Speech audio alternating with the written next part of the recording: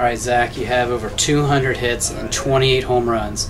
What are some of the biggest ones that you can remember, though?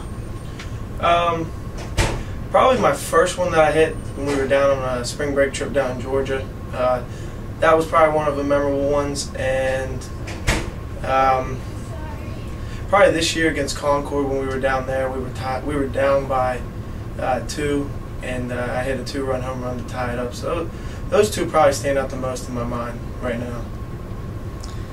One area you've improved on, all of your numbers have gone up except for one of them, and that's strikeouts. How have you approached, and was that a concentrated effort to cut down on strikeouts this year? Yeah, you know, I tried to work a lot in the cage over the summer, and you know, with the summer ball, just really focus on just trying to make contact with the ball, and then you know that will lead to a lot less strikeouts, and hopefully would help me out in other areas too. So that was something that you felt like, for going in from last year to this year, that was something you needed to kind of address a little bit? Yeah, that was probably the one stat that I was really disappointed in, because I never have been a guy that strikes out a lot, and that was one thing that I really tried to focus on, is to cut those down and just work on putting the ball in play. All right, every year, you're over 300 hitter. Every year you've improved. How have you grown as a hitter, starting as a freshman and now as a senior?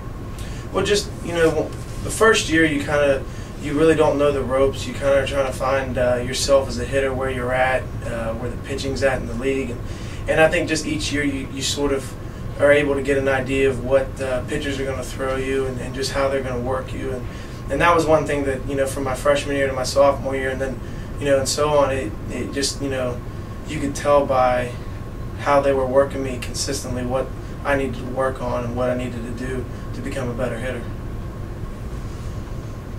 You stepped in a little bit to the closer role this year. Do you have to switch your mentality when you've been playing first all game? Do you switch over now when you take the mound?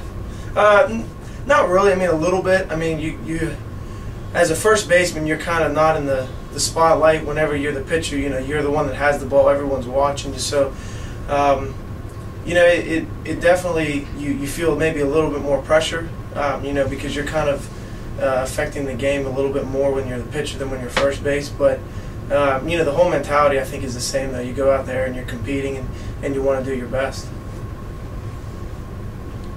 Tell me about switching from number 34, which you wore for so many years, to number 7 this year.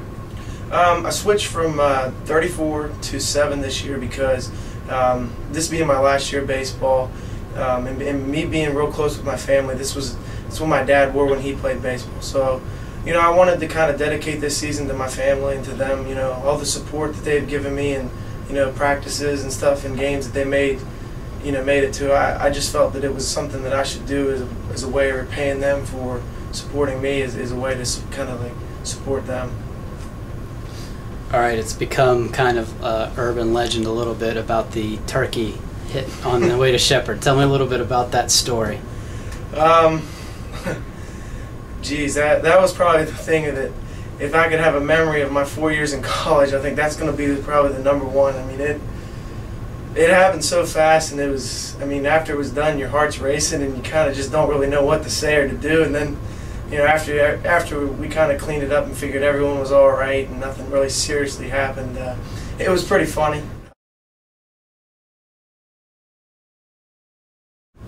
Favorite Coach Yanchak quote?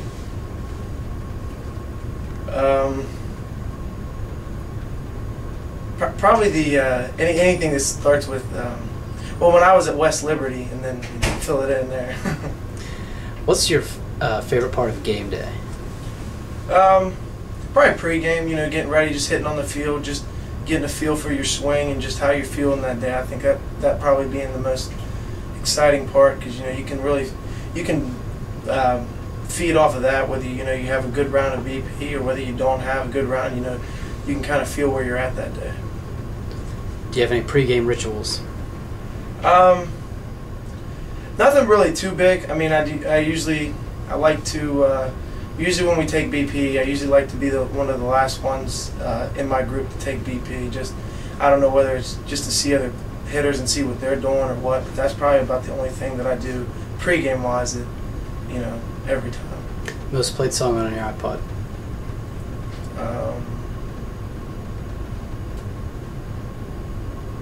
Probably anything Linkin Park. I usually like to listen to that before games. Those usually they usually get me in the right mindset.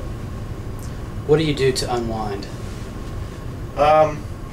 Usually be by myself, and it's kind of funny because most people think I got to be around everyone and I got to talk all the time because I usually am one of the more vocal and more talkative players. But when it comes to unwind, I usually like to be by myself and just kind of if there's a baseball game on or a football game, or just sit there and just watch the game and just kind of slowly fall asleep or something. What's the best piece of advice you've ever gotten?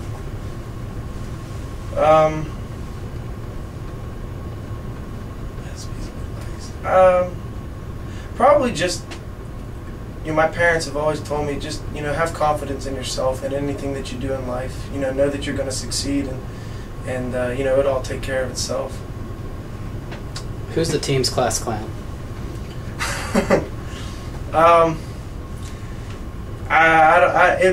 It's a close one. Either between me and Corey Gustines. I'd say one of us two are usually when some joke is being played or somebody's missing a piece of equipment or missing something. Usually one of us is usually behind it.